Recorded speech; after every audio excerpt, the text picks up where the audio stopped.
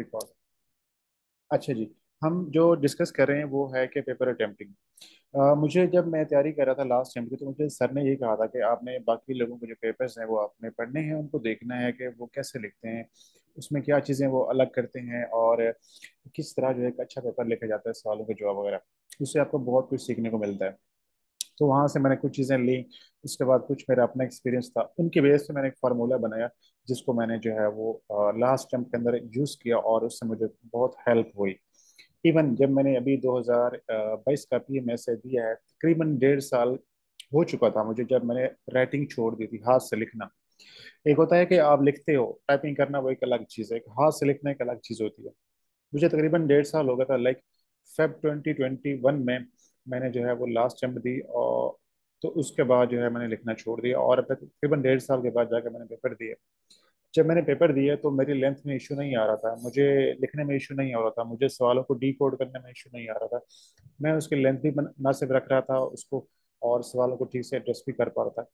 तो उसका क्या है कि अगर आपको पेपर अटेम्प्टिंग आती है, आपको वो फार्मूला पता है जिससे नंबर आते हैं, तो कभी भी आपको इशू नहीं होता। ठीक है। तो मैं कोशिश करता हूँ कि आज उन चीज़ों को, वो जो फार्मूला है उसकी बेस पे आपको समझाया जाए। सबसे पहले आपकी आती है क्वेश्चन का जो ऑर्डर होता है, वो बहुत इंपॉर्टेंट है।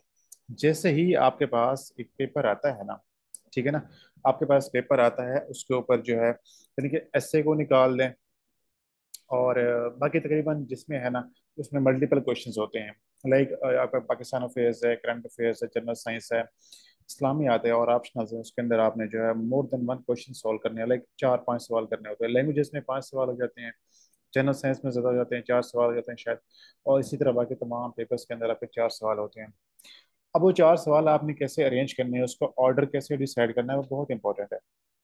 ठीक है, ये फार्मूला मैं FSC में यूज़ करता रहा और इसको मैंने यहाँ पे यूज़ किया, इसका भी काफ़ी फायदा हुआ। अब फार्मूला ये है कि जैसे ही आपके पास पेपर आएगा, तो आपने उस पेपर को पढ़ना है मुकम्मल अच्छे से, और उससे आपको क्या हुआ कि ये अंदाज़ा हो जाता है कि इसमें से कौन से ऐसे क्वेश्चंस हैं जो कि आप अटेम्प्ट कर सकते हैं, जिस पे आप जो है वो लिखना पसंद करेंगे, या जिसके ऊपर आपकी तैयारी अच्छी है। तो क्वेश्चन की जो सिलेक्शन है वो बहुत इंपॉर्टेंट है। सबसे पहले आपने क्वेश्चन सिलेक्ट करने हैं, कौन से वो 4 क्वेश्चन हैं जो आपको सबसे बेस्ट आते हैं। ठीक है ना, एक चीज। नंबर 2, जब क्वेश्चन की सिलेक्शन करेंगे तो एक और चीज आपने देखनी है, वो ये है कि सम टाइम पेपर के अंदर जो सवाल होते हैं बहुत जेनेरिक होते हैं, तो आपने उनको अवॉइड करना होता है। अगर आपकी तैयारी अच्छी है तो आप जेनेरिक क्वेश्चंस की तरफ ना जाएं। लाइक अगर मिसाल दूं कि पाकिस्तान अफेयर्स का या पाकिस्तान स्टडीज का PMS में पेपर हो रहा है, उसमें प्री पार्टीशन पे सवाल 4 सवाल पड़े हैं, लेकिन 3 सवाल पड़े हुए हैं पोस्ट पार्टीशन पे जेनेरिक है, एग्रीकल्चर रिफॉर्म्स पे है, इंडस्ट्रियल रिफॉर्म्स पे है, क्लाइमेट चेंज पे आ गया है, इकोनॉमी भी आ गया। आपने क्या किया कि वो जो स्पेसिफिक क्वेश्चन है वो छोड़ के आपने जेनेरिक सवाल उठा लिए। अगर उसमें तकरीबन जो है मेजोरिटी बच्चे वही कर रहे होते हैं, उससे क्या होता है कि आपका स्कोर ऑटोमेटिकली कम हो जाता है, आप उस रेस से बाहर हो जाते हैं। तो आपने क्वेश्चंस के सिलेक्शन करते हुए बहुत ख्याल रखना है कि सबसे पहले आपने 4 अपने बेस्ट क्वेश्चन डिसाइड करने हैं। नंबर 2, जो डिसाइड करेंगे वो इस बेस पे कि वो जेनेरिक ना हो, स्पेसिफिक हो। लाइक अगर आपका पॉलिटिकल साइंस का पेपर है, तो उसमें जो फिलासफी के बेस्ट क्वेश्चन है वो आप जरूर अटेम्प्ट करें। जो जेनेरिक सवाल हैं उसको अवॉइड करें। जनरल स्टडीज कर रहे हैं तो उसमें थ्योरीज पे है, वेव्स पे है, फेमिनिज्म पे है, तो उसको करें, इंस्टेड ऑफ कि आप जो जेनेरिक सवाल हैं जो आज के दौर से रेलिवेंट है उसको आप अटेम्प्ट करें। इसी तरह अगर आप इस्लामियात है, उसमें बहुत सारे सवाल जो है वो मॉडर्न डे से रेलिवेंट होते हैं, तो उसको भी आप जो है वो अवॉइड कर सकते हैं। तो क्वेश्चन आपने उस सब्जेक्ट के स्पेसिफिक उठाने होते हैं। उसके बाद तीसरी चीज़ ये है कि क्वेश्चन जो ऑर्डर है वो कैसे रखना है। जब 4 सवाल आपने डिसाइड कर लिए कि हम ये फर्स्ट करते हैं, आपका जो है वो पॉलिटिकल साइंस का या इस्लामियत का पेपर है, आपने 4 सवाल डिसाइड कर लिए इस्लामियत के पेपर के अंदर, और आपने क्वेश्चन पेपर के ऊपर ही, ठीक है ना, आपने उनकी नंबरिंग कर लेनी है, छोटे से लिख लें उसके ऊपर, वो आपको कुछ नहीं कहेंगे। मैं हमेशा यही करता रहा हूँ कि जो जहाँ पे सवाल एंड हो रहा है ना, उसी के बिल्कुल एंड के ऊपर आप लिख दें नंबर 1 2 3 4। जो आपके 4 सवाल हैं जो सबसे बेस्ट है, उसके सामने उसके एंड के सवाल के एंड के ऊपर नंबर 1 लिखें और उससे ब्रैकेट लगा दें उसको। उसके बाद जो सेकंड बेस्ट क्वेश्चन है उस पर नंबर 2 लगा रहे हैं, और जो आपका सबसे हल्का सवाल है उसके ऊपर आपने नंबर 3 लगाना है। यहाँ पे थोड़ा सा कंफ्यूज नहीं होना, जो सबसे हल्का सवाल होगा ना 4 में से, उस पर नंबर 3 लगाना है आपने, और जो थर्ड बेस्ट है उसके ऊपर आपने नंबर 4 लगाना है आपने। अब इसी ऑर्डर से आपने सवाल अटेम्प्ट करने हैं। सबसे पहला जो आपका सबसे बेस्ट क्वेश्चन है, सेकंड पे सबसे आपका सेकंड बेस्ट है, और सबसे हल्का तीसरे पे आएगा, और अगर थर्ड बेस्ट जो है वो लास्ट पे आएगा। ठीक है, ये आपने क्वेश्चन का ऑर्डर अरेंज करना है हर सब्जेक्ट के लिए। आपके कंपल्सरी है और ऑप्शनल है, इसी फार्मूले को आपने यूज करना है। उसके बाद आप जो चीज कर सकते हैं, एक वो है आउटलाइंस। ठीक है, या सिनॉप्सिस। मैंने तकरीबन 2021 में हर क्वेश्चन में, हर पेपर के अंदर, हर क्वेश्चन में एक आउटलाइन बनाई थी मैंने। ठीक है, और मुझे उसका फायदा हुआ है। 2019 के अंदर भी मैंने बनाई थी, मुझे उसका हेल्प हुई थी। 2020 में मैंने छोड़ दी और मुझे उसका नुकसान हुआ। ठीक है, तो मैंने 2021 के अंदर जो है वो इसको बनाया था। अब इसमें क्या है कि आउटलाइन कैसे बनाते हैं, जैसे आप इससे के अंदर एक आउटलाइन बना रहे होते हैं, वो बहुत लेंथी होती है। ठीक है, डिटेल होती है, कम्प्रीहेंसिव होती है, उसमें आपका पूरा जितने पैराग्राफ्स होते हैं वो सारे आप उसके पॉइंट्स लिख रहे होते हैं। बट आपका जो क्वेश्चन है उसकी जो आपकी आउटलाइन है वो शॉर्ट होना चाहिए, not more than half page. ठीक है, हाफ पेज से ज़्यादा नहीं होना चाहिए। ठीक है, जैसे ही आपके पास पेज आता है ना, मैं इसको लेके जाता हूँ नेक्स्ट पेज के ऊपर।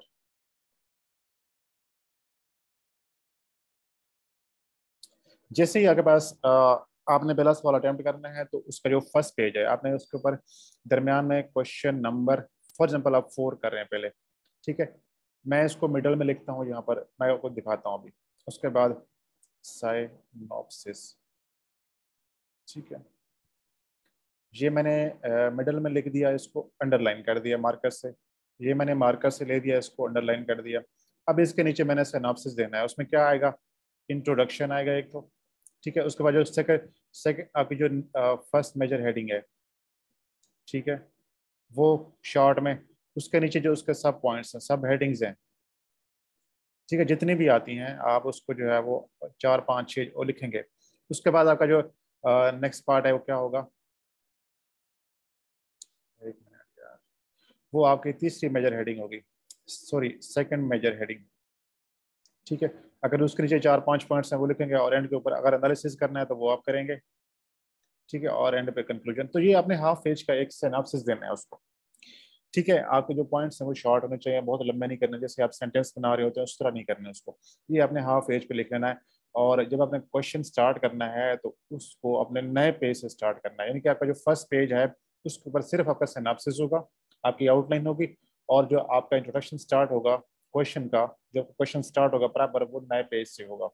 इस पेज पे जितनी भी स्पेस बचती है वो आपने उसको यूज नहीं करना, उसको खाली छोड़ देना। क्या होता है कि एक तो आपने पेज कंज्यूम कर लिया, आपकी लेंथ बढ़ जाएगी, और आपने जो है वो अच्छा करके नीट करके लिख दिया आपने।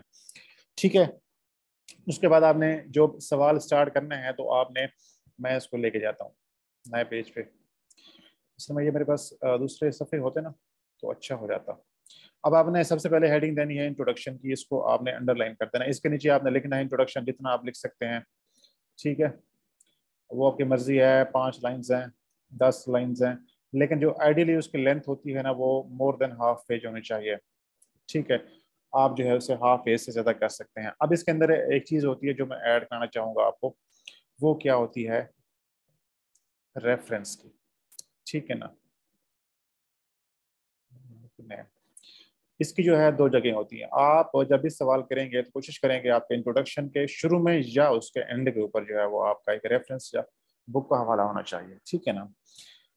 ठीक है, फॉर एग्जांपल आपने जो है वो सवाल उठाया कि बेसिक प्रिंसिपल्स ऑफ इस्लाम के ऊपर आपने सवाल इस्लाम में अपने अटेम्प्ट कर रहे हैं। अब आपने जो है वो इसके ऊपर एक कोटेशन देनी है, तो आप किसी फिलोसफर से मतलब किसी स्कॉलर का, इस्लामिक है नॉन मुस्लिम है, ठीक है, आप मुस्लिम स्कॉलर नॉन मुस्लिम है, उसका आप जो उसका बुक का हवाला दे सकते हैं कि उसने अपनी किताब में ये बात सेम की हुई है। उसको आपने दरमियान में लिखना है हाईलाइट करके, लाइक नॉर्मल टेक्स्ट जो होगा ना उससे आपने जो है दरमियान में लिखना है इसको। ठीक है ना, ताकि वो 5 6 लाइन्स खा जाए आपकी।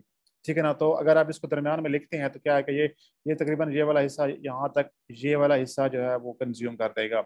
तो आपका जो है वो इंट्रोडक्शन ऑटोमेटिकली लंबा हो जाएगा, आपके सफ़े भी कंज्यूम हो जाएंगे। तो अगर आप इसको शुरू में दे सकते हैं और एंड के पे दे सकते हैं, वो रेलिवेंट होना चाहिए, ये आपने ख्याल रखना है। अच्छा जी, अब चलते हैं हम के सिनॉप्सिस के बाद आपकी आउटलाइन ये हो गया। उसके बाद पेज लेंथ है कि जो आपका सवाल का एक क्वेश्चन है उसकी लेंथ कितनी होनी चाहिए। ये बहुत इंपॉर्टेंट फैक्टर है जिसको अक्सर बच्चे इग्नोर करते हैं। क्या करते हैं कि लोग जब सवाल स्टार्ट करते हैं, पहला सवाल उन्होंने जो है वो 15 सफ़े पे लिख दिया और उसके ऊपर 1.5 घंटा लगा दिया उन्होंने। 1.5 घंटे में 15 जो है वो सफ़े लिखने के बाद जब दूसरे सवाल पे आते हैं तो उसके जो है वो 6 सफ़े, और तीसरे पे 4, और आखिर पे 2 सफ़े बच जाते हैं। तो अगर आप उसकी एवरेज बनाएं अगर आपको 15 नंबर दे पहले सवाल में, फिर उसमें आपको 8 नंबर दे, फिर आपको 6 दे, फिर 5 दे, तो आपकी एवरेज कहाँ बनती है वो आप खुद गेस कर लें इसको।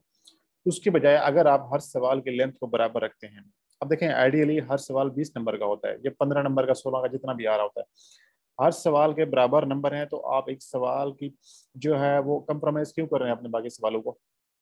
तो आपने टाइम डिसाइड करना है कि जो आपके पास टाइम होता है 3 घंटे का, उसमें आपने देखना है कि 10 मिनट के अंदर आपके एमसीक्यूज खत्म हो जाते हैं।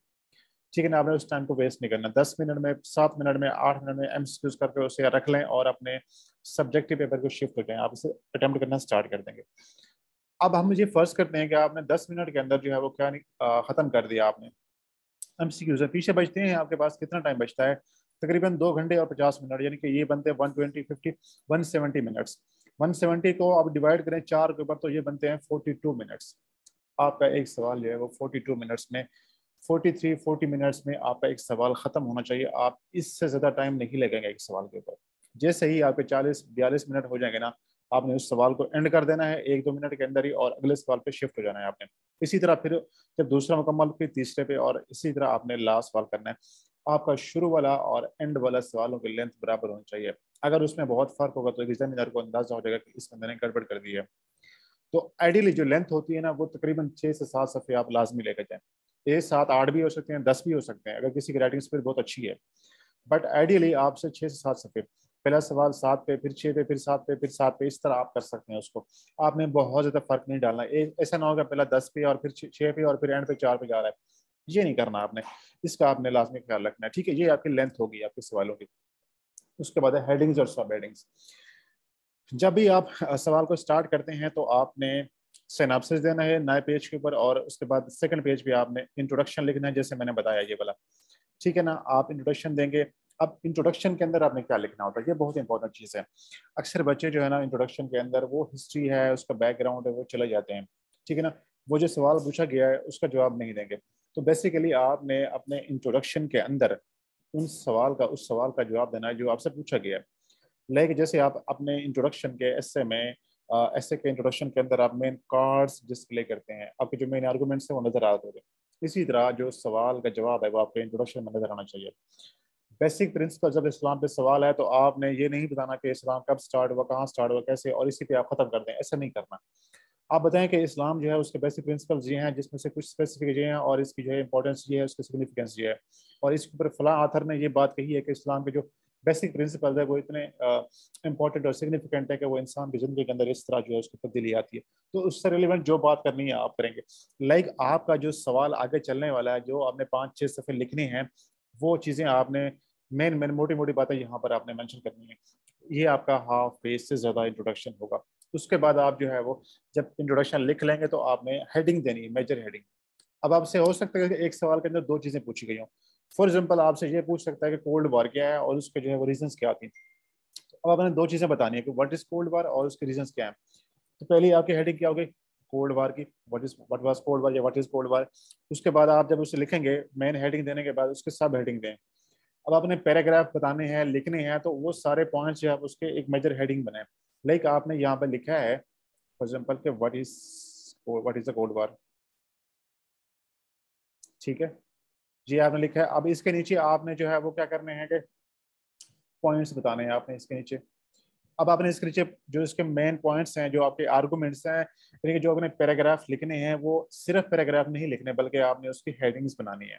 अब आपकी जो ये सब हेडिंग होगी ना, वो आपने नंबरिंग भी देनी है उसको, और कोशिश करेंगे उसको आपने लॉन्ग और सेल्फ एक्सप्लेनेटरी बनाना है, लॉन्ग सेंटेंसेस की फॉर्म में लेके आना है। Cold war was a conflict between two super powers. ठीक है, ये आपकी हेडिंग बन सकती है। उसके बाद फिर आप दूसरी हेडिंग देंगे कि it was a geopolitical contest after the second world war. Like आपने जो भी देना है ना, आप उसे सिंपल एक या दो लफ्ज की हेडिंग देने की बजाय आप उसे लॉन्ग हेडिंग बनाएं। उसको 1 लाइन की, 1.5 लाइन की, 2 लाइन्स की आगे हेडिंग होनी चाहिए, और उसको अंडरलाइन लाजमी करना है। उसके बाद जब आपने मेजर हेडिंग देनी है ये वाली, इसके बाद भी लाइन छोड़नी है। उसके बाद जब आपने ये हेडिंग देनी है तो इसके बाद भी एक लाइन छोड़नी है आपने खाली, फिर आपने स्टार्ट करना है। और जब आप ये हेडिंग देंगे ये वाली इससे पहले भी एक लाइन छोड़नी, इसके बाद लाइन छोड़नी, ये चीज़ें बहुत मैटर कर रही होती हैं। अगर आप बहुत कंजेस्टेड लिखते हैं ना तो आपकी राइटिंग पढ़ना मुश्किल हो जाता है। अगर आप प्रॉपर स्पेसिंग करें, लाइंस छोड़ें, स्पेस दें, तो वो पढ़ने वाले के लिए आसानी है और आपके लिए भी आसानी है कि आपको अच्छे नंबर मिलेंगे उसके अंदर। ये चीज़ें बहुत इंपॉर्टेंट है, ये आपने ख्याल रखना है। उसके बाद अगर आप कहीं पे रेफरेंस देना चाहते हैं, ठीक है, कहीं पे आपने कोई रेफरेंस देना है, तो उसका रेफरेंस देने का तरीका ये है कि मैं यहाँ पे डायग्राम बनाता था तो आसानी हो जाए, समझ आ जाए। मैं इसको नीचे लेकर आता हूँ जरा, एक मिनट। मुझे इंसर्ट करना है एक पिक्चर शेप।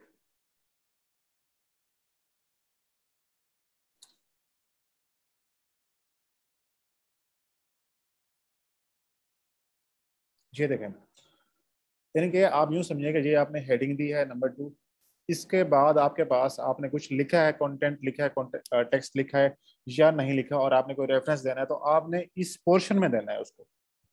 ये नहीं कि यहाँ से स्टार्ट कर लें, बिल्कुल यहाँ से नहीं, आपने उससे दरमियान में लिखना है, ठीक है ना, ताकि वो 6 7 5 6 लाइन्स खा जाए आपकी।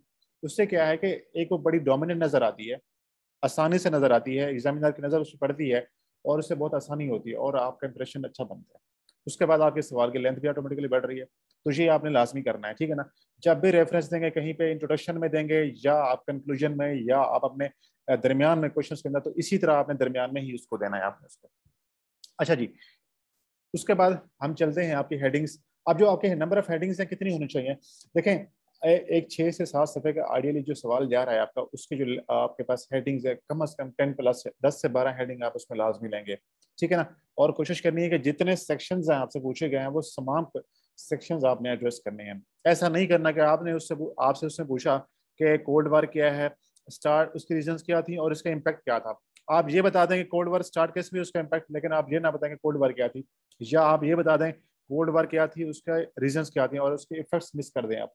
तो आपने तमाम चीज़ों को बैलेंस करना है, जितनी उसकी लेंथ डिमांड करती है ना, आपने वो लेंथ आपने उसकी मेंटेन करनी है। यार क्या सवाल आ रहे हैं यार, ये सवाल एंड पे लूंगा, बिल्कुल ही मेरा जो रिदम है खराब हो जाता है बड़ा। अच्छा जी, उसके बाद हम चलते हैं आपकी हेडिंग, सब हेडिंग हो गई, पेज लेंथ हो गई, उसके बाद रेफरेंसेस बुक्स का मैंने बता दिया कि वो आपके रेलिवेंट होने चाहिए। अब इसमें इस स्टेज पे जो बच्चे पीएमएस दे रहे हैं वो एक काम कर सकते हैं कि पाकिस्तान अफेयर्स है, इस्लामियात है, करंट अफेयर्स है, उनके ऑप्शनल्स है, उससे हर सब्जेक्ट से रेलिवेंट 5 6 बुक्स के नाम लिख लें अपने पास। फॉर एग्जाम्पल पाकिस्तान अफेयर्स है, गवर्निंग द अनगवर्नेबल है, Pakistan beyond the class state है, ठीक है ना। उसके अलावा जो है वो फॉरेन पॉलिसी ऑफ पाकिस्तान है।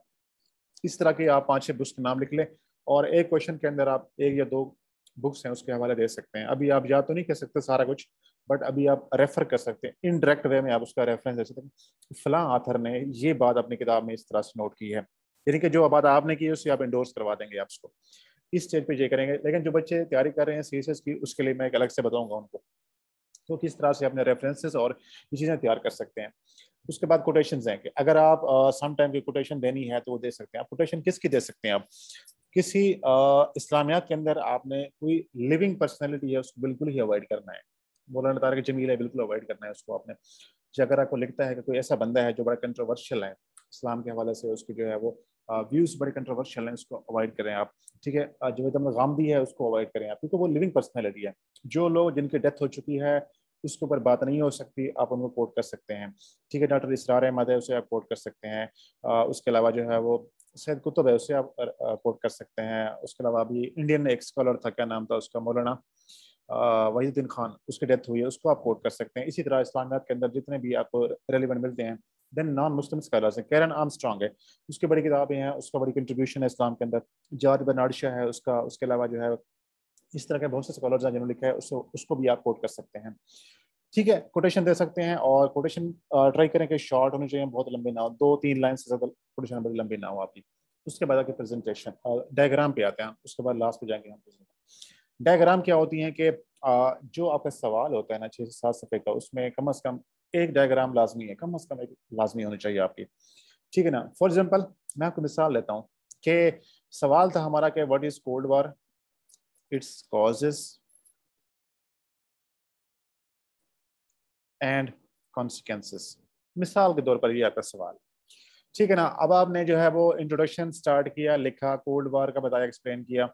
अब आपने उसकी रीजंस लिखनी है, कॉजेज लिखनी है, तो आप एक काम कर सकते हैं कि एक डायग्राम बना दें, ठीक है ना। कॉजेज, यहाँ पे हम हेडिंग देते हैं कि causes of the cold war, ये आपने हेडिंग दी है, ठीक है ना। अब इसके नीचे आप एक डायग्राम बना सकते हैं, किस तरह की, मैं आपको दिखाता हूँ। एक डायग्राम आप बना लें।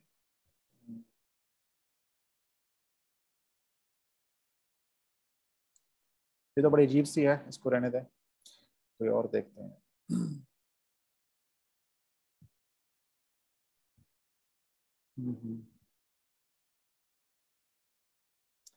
फॉर एग्जाम्पल हम ये समझते हैं कि आपने इस तरह के डायग्राम बना दिए, दरम्यान में आपने लिख दिया है कि यहाँ पर कोल्ड वार, ठीक है ना। यहाँ पे दरम्यान में इसके सेंटर में आपने लिख दिया कोल्ड वार, और उसके बाद जो उसके रीजन है ना, आपने यहाँ पे नंबर 1 रीजन बता दी कि ये रीजन थी, नंबर दूसरी ये है, तीसरी ये है, चौथी ये है, पांचवी ये है, और इस तरह ये आपने डायग्राम बना दी। इसको आप सर्कल बना सकते हैं, आप इसको रेक्टेंगल बना सकते हैं, ठीक है ना, जो चाहे बना सकते हैं, जिस तरह आपको आसान लगता है। अब ये जो रीजन आपने यहाँ पर लिख दिए हैं हाफ पेज के ऊपर, आपने कुछ लिखा भी नहीं और आपने बहुत कुछ लिख भी दिया है, ठीक है ना। उसके नीचे आप फिगर नंबर 1 लिखते हैं, फिगर नंबर 2 जो भी उसका नाम है वो लिखते हैं आप। देन वो जो रीजंस हैं आप उसको आप हेडिंग्स बनाएं और उसको एक्सप्लेन करना स्टार्ट कर दें। उसी तरह अगर आपने कॉन्सिक्वेंसेस लिखने हैं, उसके इफेक्ट्स हैं, तो उसके आप हेडिंग देंगे, उसके बाद एक डायग्राम बना दें और फिर उसको एक्सप्लेन करें जाकर आप हेडिंग की फॉर्म में। तो क्या होता है कि आपने हर सवाल के अंदर कम अज कम, मैं तो हर सवाल के अंदर एक डायग्राम, 2 डायग्राम लाजमी डाले थे।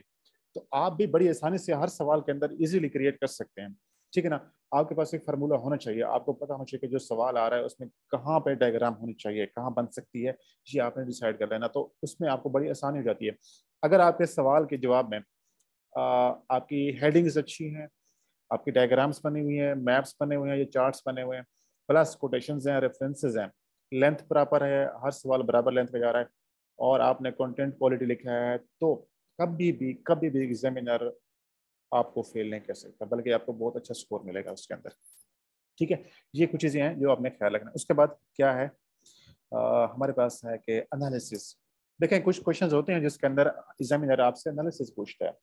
फॉर एग्जांपल इस्लामियात में अगर रिलीजन से बात हो रही है, कंपेरेटिव एनालिसिस कर सकते हैं कि इस्लाम का comparison with Christianity, with Hinduism, with Jainism, किसी और मजहब के साथ भी आप उसका पॉलिटिकल सिस्टम है, कॉन्स्टिट्यूशन सिस्टम है, उसका इकोनॉमिक मॉडल है, या उसकी जो है वो कुछ और सोशल सिस्टम है, उसका कंपैरिजन भी आप कर सकते हैं, ठीक है। इसी तरह अगर आप पॉलिटिकल साइंस में एनालिसिस कर सकते हैं, आपको लगता है कि पाकिस्तान अफेयर्स के अंदर कोई सवाल है जिसके अंदर आपसे एनालिसिस पूछा है, तो आपने एनालिसिस करना है। एनालिसिस में आपने अपना जो है ओपिनियन को थोड़ा सा पर्सनल टच देना होता है, आपने बहुत क्रिटिकल नहीं होना होता, आपने किसी को जो है वो हिट नहीं करना होता, किसी इदारे का नाम नहीं लेना, किसी बंदे का नाम नहीं लेना, किसी पोलिटिकल पार्टी का नाम नहीं लेना। आपने जेनेरिक बात करनी होती है कि पाकिस्तान में आज तक, फॉर एग्जाम्पल आप सिविल मिलिट्री रिलेशन पे कर रहे हैं एनालिसिस, तो आप कह सकते हैं कि there has been mistakes on both sides, ठीक है, both civilian as well as military leadership have made some serious mistakes and which has led to serious conflict between them. So there is a need that both sides must come together and resolve their fundamental issues. तो आपने जो आपकी language है वो जिससे कहते हैं diplomatic language, जैसे डॉक्टर हसन अस्करी लिखता है ना, उसको पढ़ लें, आपको बहुत आसान हो जाएगा, बहुत क्लियर होगा कि एनालिसिस कैसे करना होता है और लैंग्वेज कैसे इस्तेमाल करनी होती है। तो ये आपने कोशिश करनी है, जहाँ भी आपसे पूछा जाए वो भी आपने करना है, ठीक है। अब है कि बेसिक स्ट्रक्चर, यानी कि बेसिक जो आपका स्ट्रक्चर है वो ये होता है कि जब सवाल स्टार्ट होगा तो उसके अंदर एक सिनॉप्सिस या आउटलाइन होगी, इंट्रोडक्शन होगा, उसके बाद जो है उसका मेजर हेडर है, देन उसके सब हेडिंग्स हैं, उसमें रेफरेंस आना चाहिए, डायग्राम मैप्स वगैरह जहाँ बनते हैं वो आना चाहिए, चार्ट वगैरह जहाँ बनते हैं वो आप ऐड करेंगे, उसके बाद एनालिसिस की जरूरत है वो आप ऐड करें, कोटेशन वगैरह हैं तो वो भी ऐड करें, और लास्ट पे आपका क्या होगा, कंक्लूजन लाजमी होगा आपका। कंक्लूजन जो है वो आपके इंट्रोडक्शन से शॉर्ट हो सकता है, हाफ पेज का काफ़ी होगा वो, ठीक है। और कंक्लूजन के एंड के ऊपर भी अगर आप चाहें तो एक रेफरेंस ऐड कर सकते हैं। तो मेरी हमेशा से ये कोशिश होती है कि इंट्रोडक्शन के एंड के ऊपर और कंक्लूजन के एंड के ऊपर कुछ ना कुछ लाजमी कोई रेफरेंस, कोई बुक का हवाला, कोई कोटेशन होना चाहिए, एक बड़ा अच्छा इंप्रेशन पड़ता है। तो ये वो चीज़ें हैं जिससे आपको अच्छे मार्क्स मिल सकते हैं पेपर के अंदर। हाँ जी, अब बताएं कोई चीज़ आपकी जो आपने पूछनी हो। नहीं जैनब, मैंने बताया ना कि आपने सिनॉप्सिस अलग पेज पे लिखना है, और सवाल जब स्टार्ट करना है तो नए पेज से स्टार्ट करना है, और सबसे पहले आप इंट्रोडक्शन की हेडिंग देंगे। Introduction more than half page का होगा, उसके बाद आप फर्स्ट मेजर हेडिंग देंगे। फॉर एग्जाम्पल कोल्ड वार पे है तो आप उसके व्हाट इज कोल्ड वार, ये उसकी हेडिंग बन जाएगी, ठीक ठीक है। इसके नीचे सब हेडिंग आ जाएंगी। उसके बाद जो आपकी रीजन है, कॉजेज हैं, तो उसकी हेडिंग देंगे, फिर उसके सब हेडिंग पॉइंट और उसके नीचे टेक्स्ट आएगा आपका। मेरे पास एक, मैं अभी थोड़ा सा 1 मिनट जरा स्क्रीन को मैं ऑफ करता हूँ। मेरे पास एक सैंपल था सही, मैं आपसे दिखाता हूँ अगर मुझे मिलता है तो, एक सवाल अटेम्प्ट किया हुआ।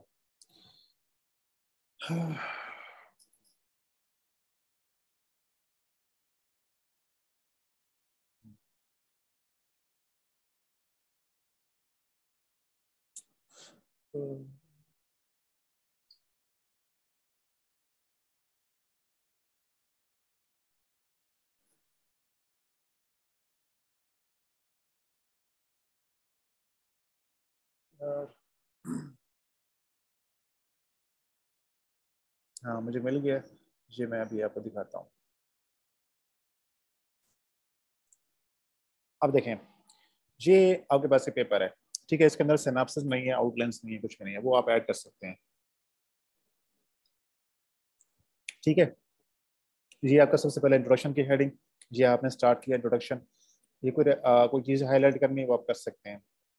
ठीक है, तो आप इसको, अगर आपके पास कोई रेफरेंस है तो आप इस टेक्स्ट को लिखने के पहले आप यहाँ पे लिख सकते हैं, या इसके एंड के ऊपर भी लिख सकते हैं।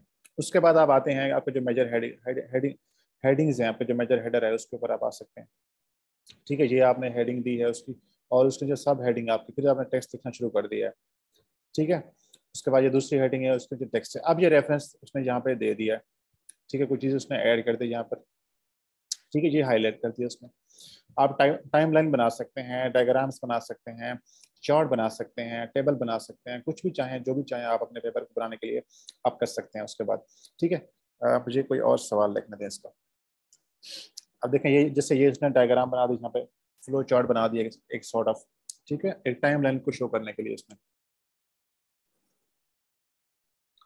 अब इसने यहाँ पे ये कोड किया हुआ है उसको।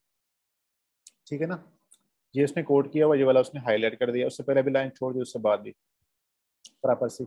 अब ये टाइम लाइन उसने यहाँ पे जो है वो डायग्राम बना दी, अब इसको देख लें आप।